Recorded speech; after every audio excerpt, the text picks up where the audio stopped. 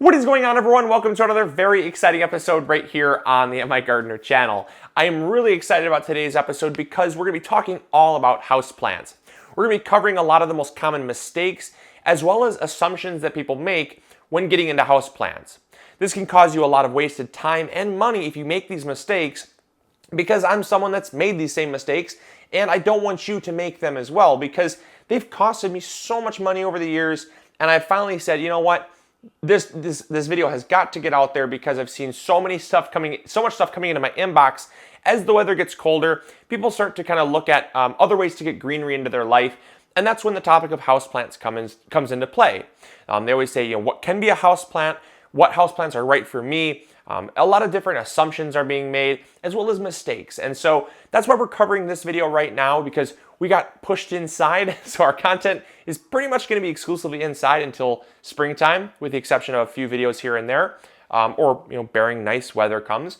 But we're pretty much pushed inside because we got a foot of snow outside, and the basement is not yet ready to start our indoor gardening series. So we're in this kind of weird transitional period, and I said, you know what, now is actually a really great time to talk about this because my inbox is filled up with concerns and questions, and I don't think I've really covered this topic in depth yet, so let's do that. So that's what we're going to do. Hopefully you guys are going to enjoy. Let's get on into it.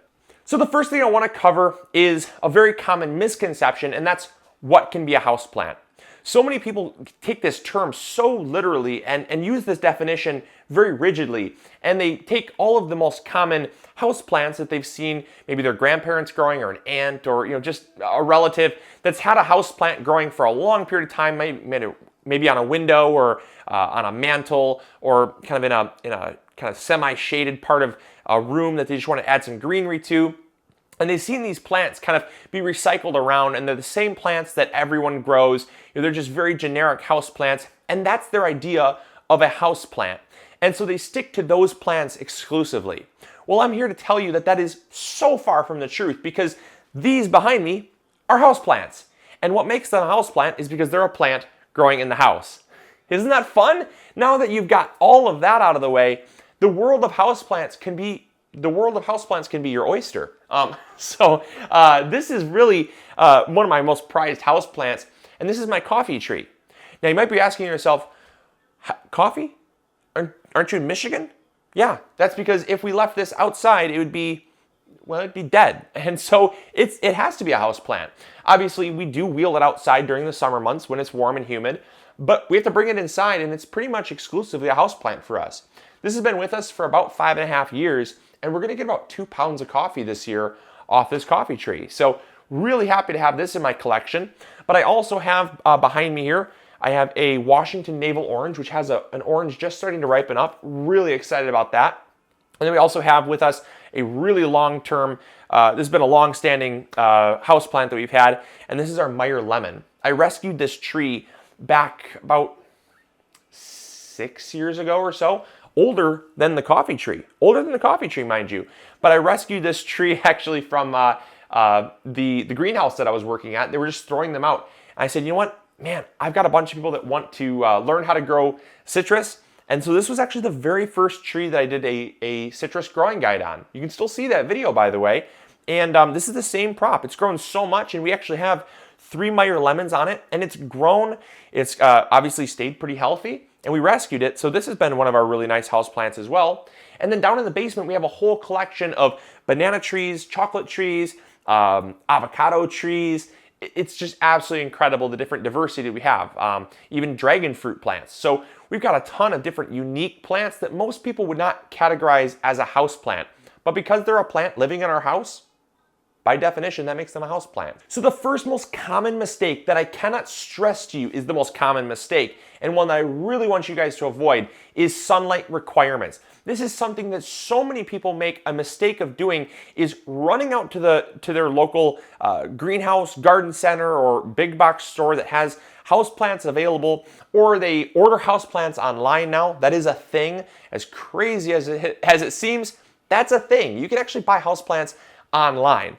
When you go out and get those things, so many people do not take into consideration the sunlight requirements.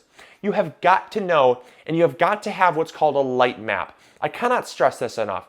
A light map is, you use it out in your garden. When you plan out your garden, you say, okay, I have full sun requirements, I have partial sun requirements, I have shade requirements. This is what my garden gets at the different times and where the sun is at those times. It's very, very important that you do that with your house as well. So many people just go out and buy houseplants, and then they realize, well, shoot, where am I going to put them?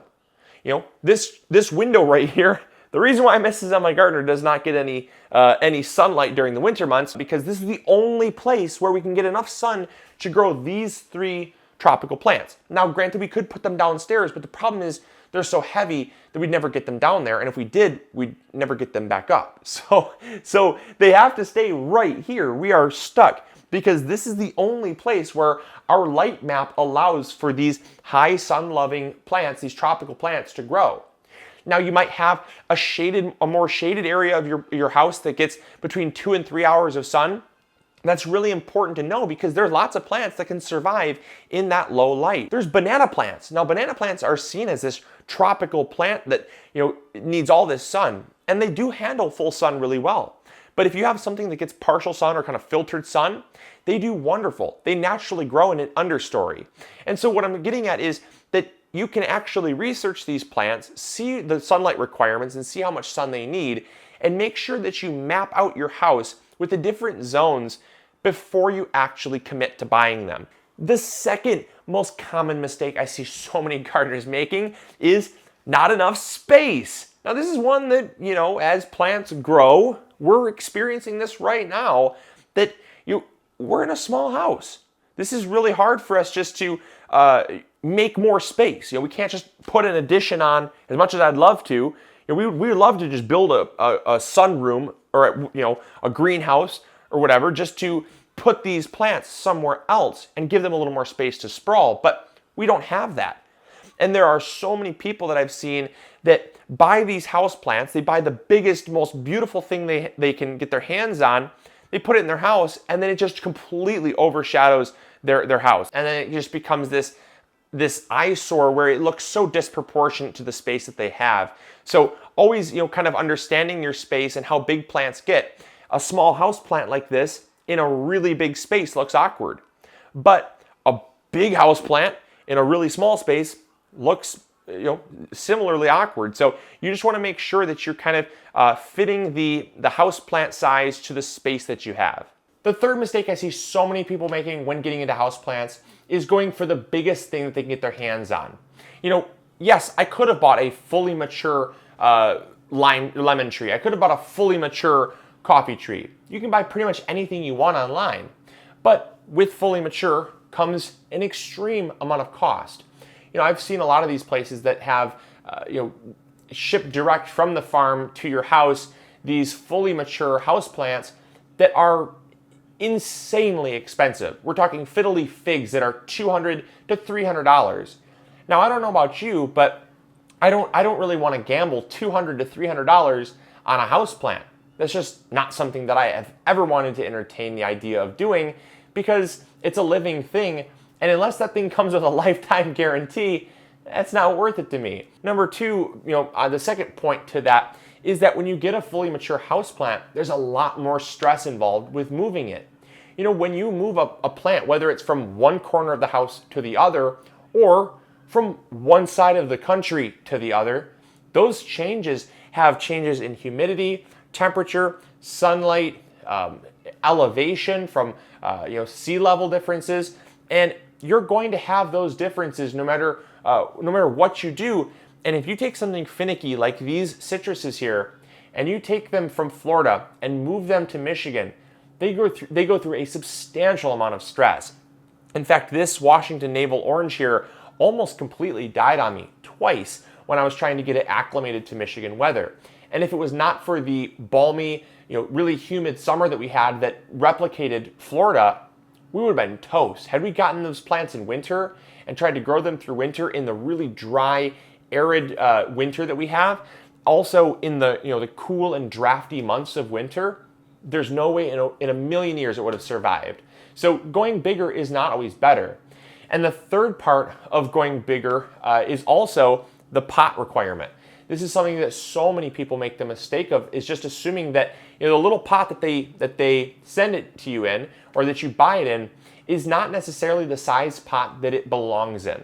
A lot of times nurseries will grow plants in a much smaller, much confined location because space is everything for them. The more plants they have crowded into a certain area, the more they can grow and the more they can sell. So it's not advantageous for them to put their plants in a huge pot. So if you were to buy a fully mature plant, it's going to come in this small, tiny little nursery pot that needs a whole lot more space. And a lot of people, they just don't have, number one, they don't have the pot on hand, so they end up stressing the plant out. But also, they don't know how to properly take care of it in a pot that's too small, and it ends up getting stressed and dies on you. And it's no fault other than your own because you didn't put it in a bigger pot to begin with.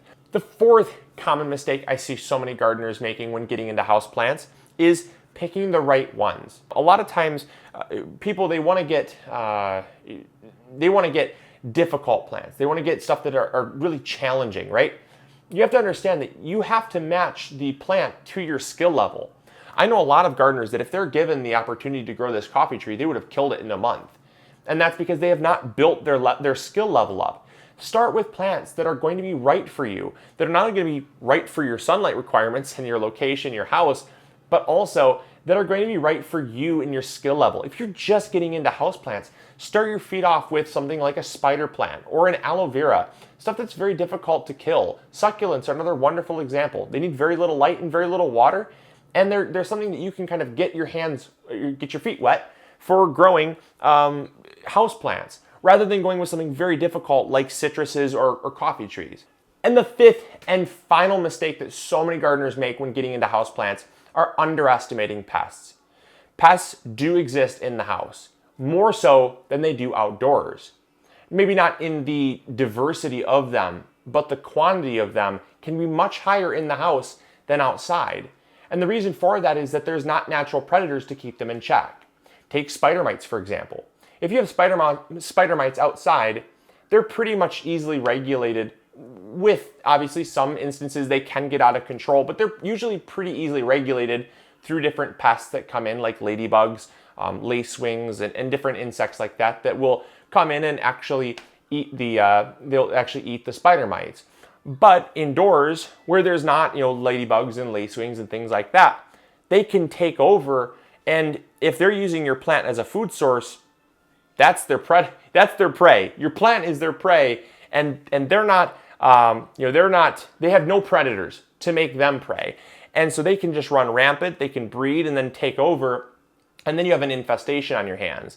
And that can really easily kill a plant, as well as transmit that issue to other plants in your house. So understand that you have to be able to realize that pests can be a problem indoors, and if you don't get your plants from a good source, or if you bring them inside from outdoors, that you have to put them into quarantine for a couple weeks. Make sure that there's no diseases or pests that come about, because if you just bring them in and throw them in your collection from any old source, you don't know where that plant has been or what's in the soil or what's on the leaves, and you just have to take those proper steps.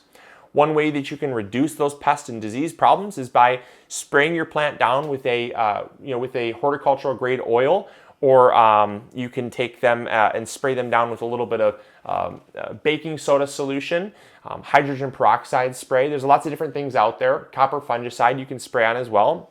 But I really like spraying them down with a horticultural grade oil. It's a great way to not only kill and smother mold and mildew spores, but also it kills and smothers insect eggs as well. Pests are probably one of the biggest things that you'll face if you keep your plant alive long enough for it to kind of get through all those other 4 mistakes. If you don't make those other 4 mistakes, the one you will face time and time and time again are pests. And you have to remember that pests do exist in the house more so than they do outside. I hope you guys enjoyed. I hope you learned something new. I know it's a little bit different, but man, I really enjoyed getting this video out to you guys. It always makes me so happy to know that I'm helping you all from making mistakes that I've made, as well as kind of saving you guys money, time, and just kind of getting you guys off on the right foot for those that are just starting out. But I hope you guys enjoyed. I hope you learned something new. As always, this is Luke from the MIgardener channel, reminding you to throw a like up there if you did enjoy. Comment down below with the houseplants that you have in your collection. and we'll catch you all later. All right, go big or go home. Bye.